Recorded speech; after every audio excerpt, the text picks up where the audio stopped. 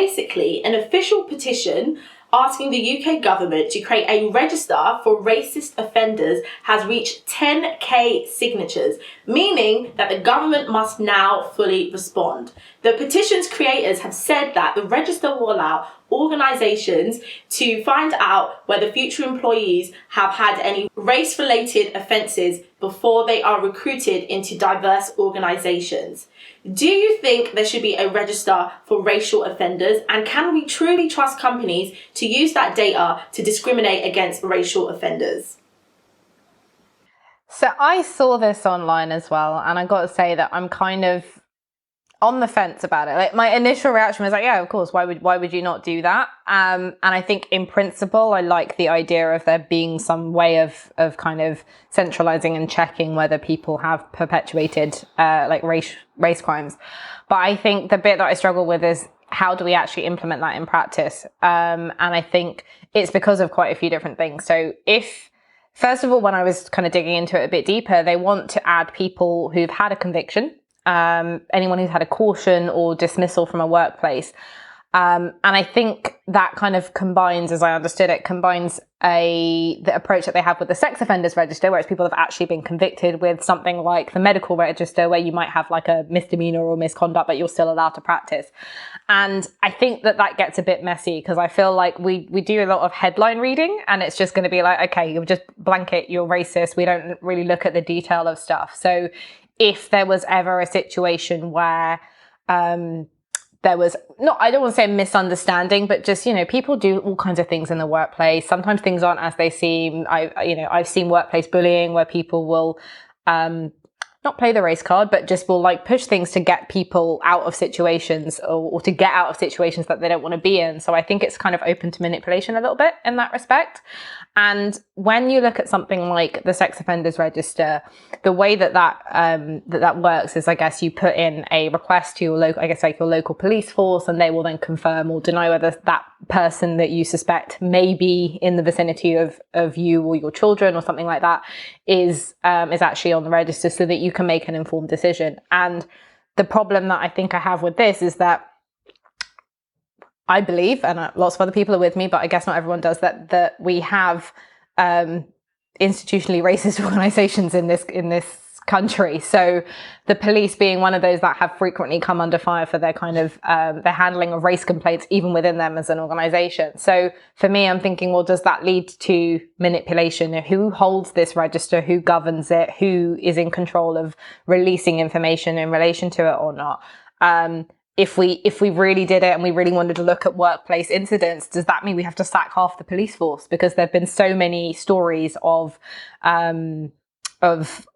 things in the workplace, just within the police force itself, not even talking about interactions between the police and the public, that have either gone unreported and then been sort of talked about after the fact, or have been reported and have been escalated, and they've had whole committees and stuff, and no one's actually ended up being charged. So I think it's a dangerous game to play when we've got this situation where people are, who's in control of it? Is it open to manipulation? And that's a huge amount of data as well that we're holding about people. And we've spoken on this show before about data privacy and the mismanagement and the mishandling. The government itself is no stranger to leaks and hacks and things like that. So if we've got such a broad descriptor of who we would classify as a racial offender, and that includes people who don't have a conviction, then what would happen if that data gets leaked or it gets out? Because it's open to misinterpretation.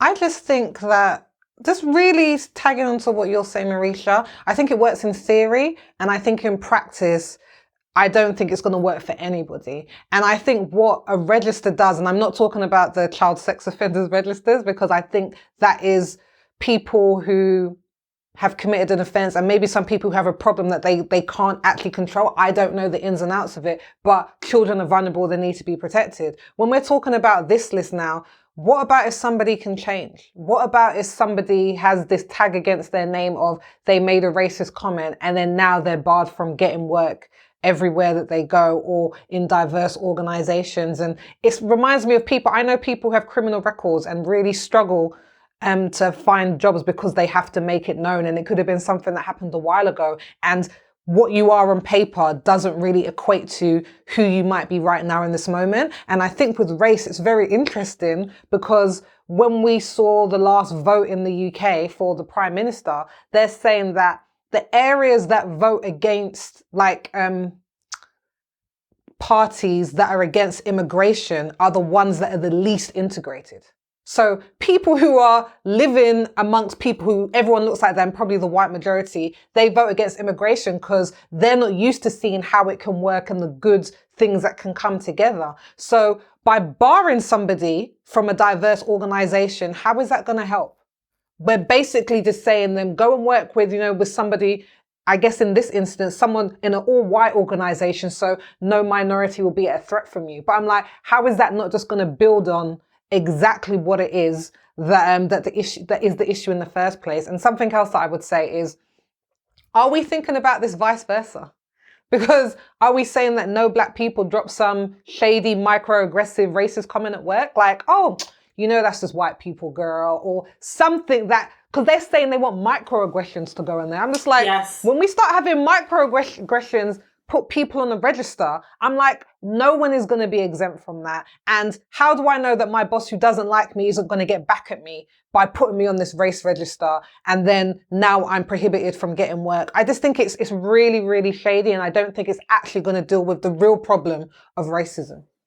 Yeah, I think that was definitely my point when I saw this as well, Sophie. The part for me that was murky is when I saw that they wanted to include microaggressions on the register, because I thought to myself, well, this isn't something that they can say is like a legal crime. Of course it happened, but it's kind of like, how do you police that enough to put it on the register?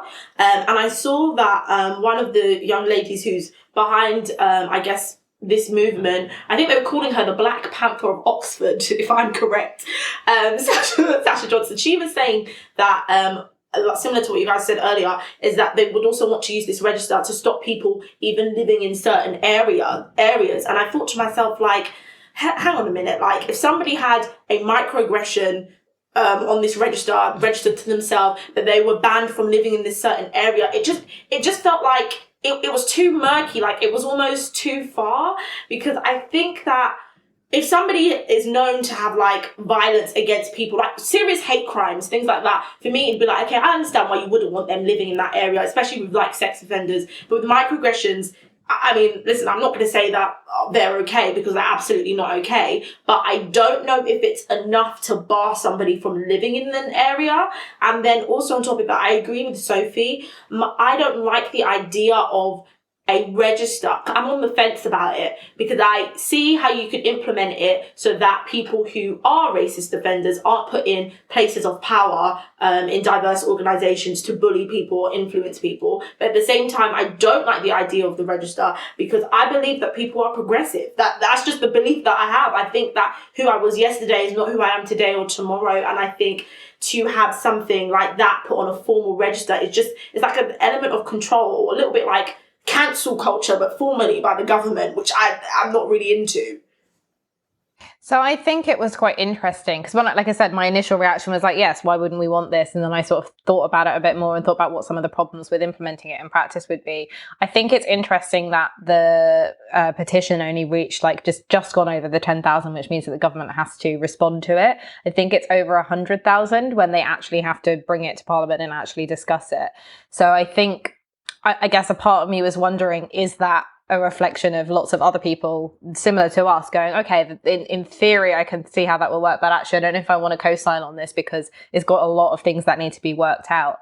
I think you've both said really interesting things as well about just what we do with people who are, there's one extreme, which is, people who are perpetuating hate crimes and like violent crimes that are completely disruptive, and for which maybe there's like some serious stuff that needs to go on, whether it's in the form of punishment and or rehabilitation. But for those smaller things, I think we're not going to get out of a place of ignorance and still help people to understand because a lot of microaggressions are just that, right? They're micro, that people don't even realize they're doing it. It's just born out of ignorance.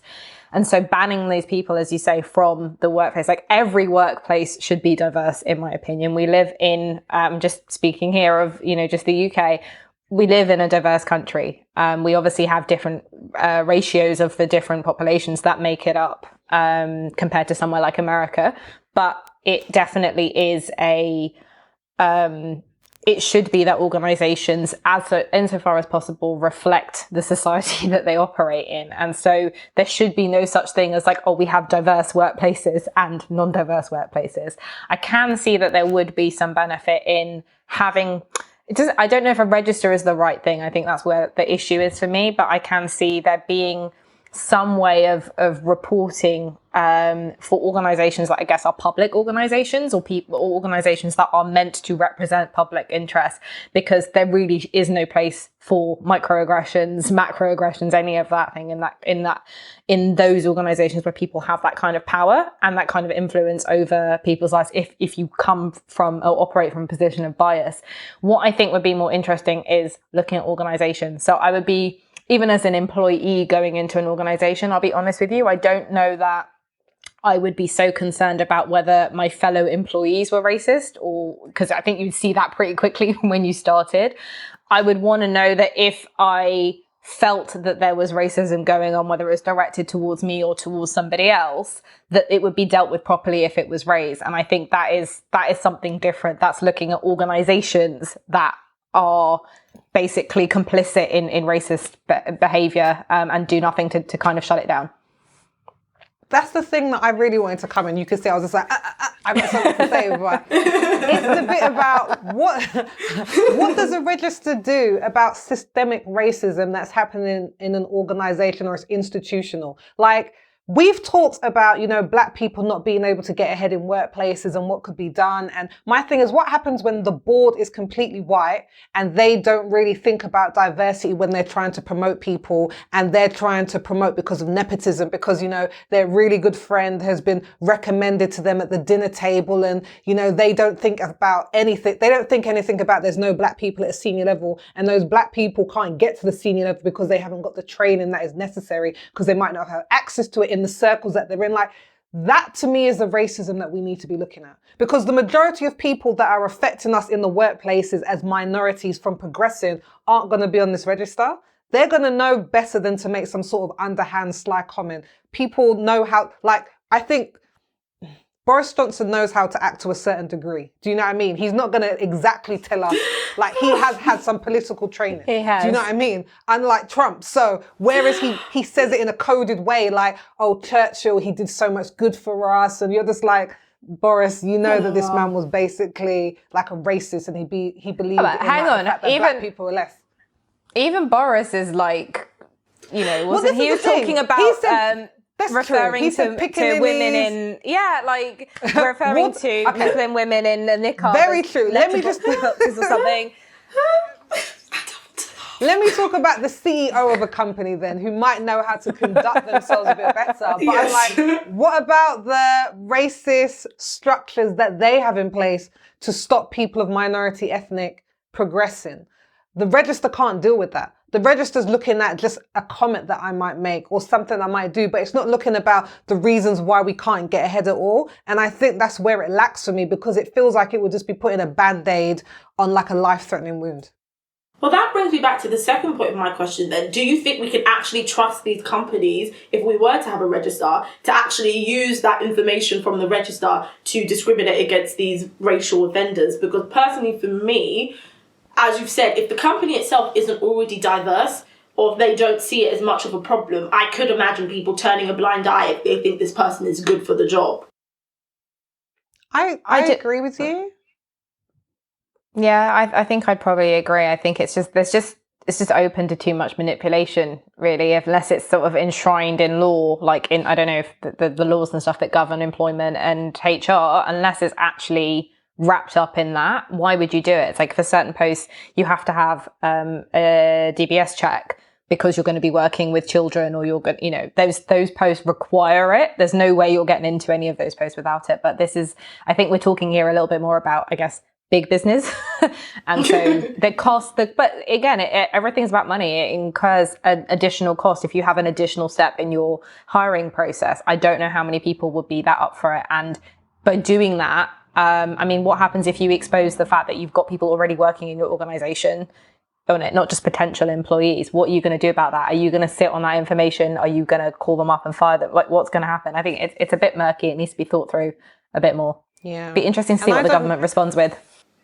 Yeah, and I don't know anybody who works in HR. I know people that work in HR, and they're just like, when they get the equal opportunities form through that talks about, you know, race, background, religion, and they tell you they're not going to look at it. They were like, oh, we look at it. We look at it. We see what race people are. Like, so there is no secrecy. Like, there is going to be no confidentiality. And I think adding that layer of personal information, it could be dangerous for some people.